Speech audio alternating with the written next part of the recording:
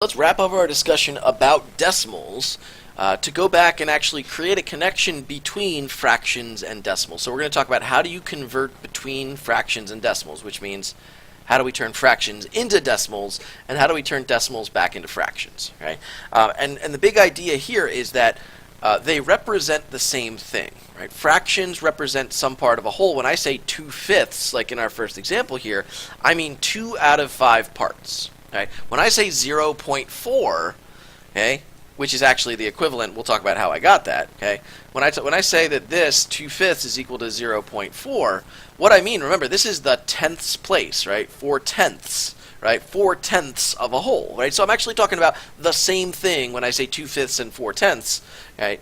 In decimal and fraction form. So there's a connection between them. We should be able to go from one version to the other. Okay, so let's talk about how we talk about fractions into decimals. This is what I call the easy one.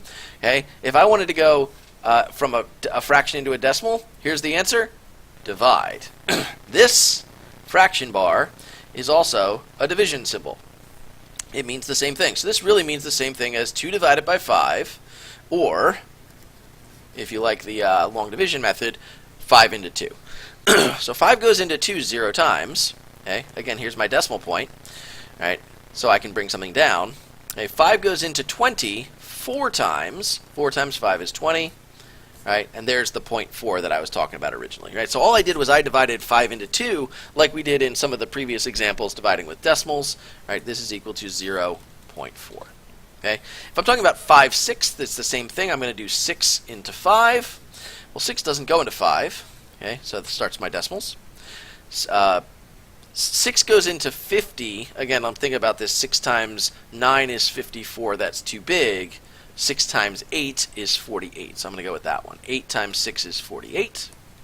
Okay, and I'm going to do some subtraction. Looks like this has 2. I got to bring something down, so let's tack a 0 on the end. 6 goes into 20 3 times. Okay, because 3 times 6 is 18. That's as close as I can get.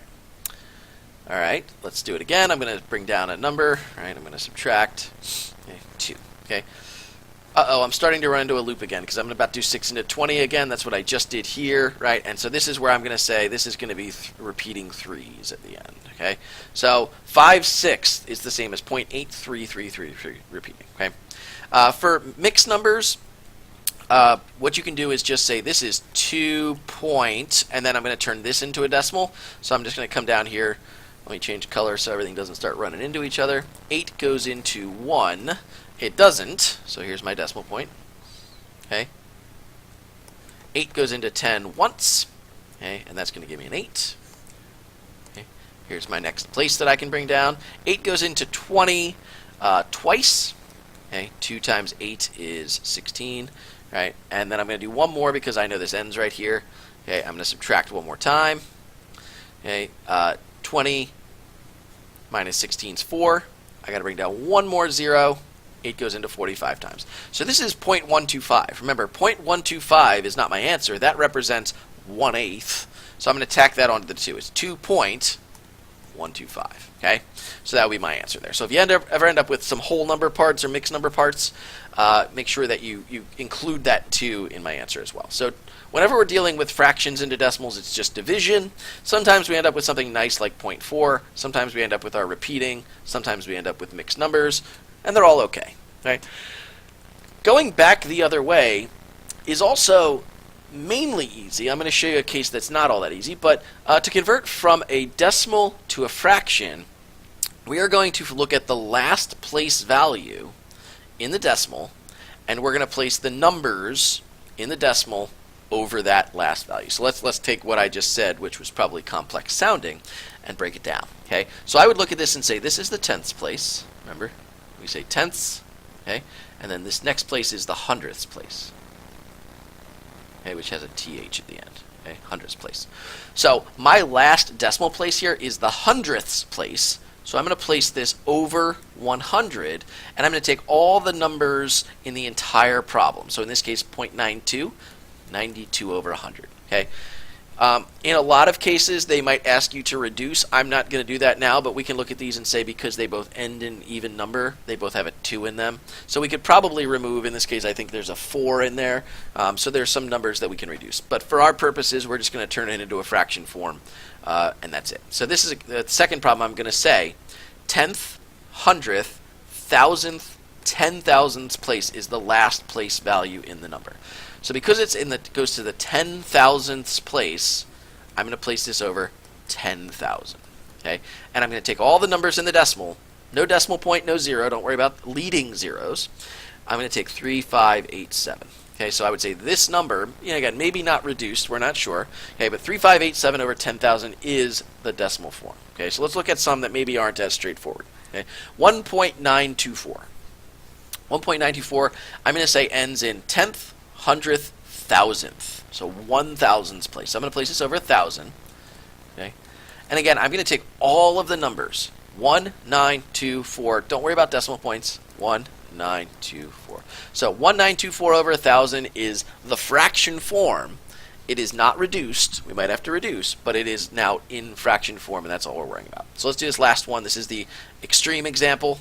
So I'd say 10th, 100th, 1000th, 10,000th, 100,000th, 1,000,000th place. So that means my denominator is going to be 1,000,000th, which is a 1 with 6 zeros at the end. Okay, and then I'm going to take all of these numbers, okay, and I'm going to place them in the numerator.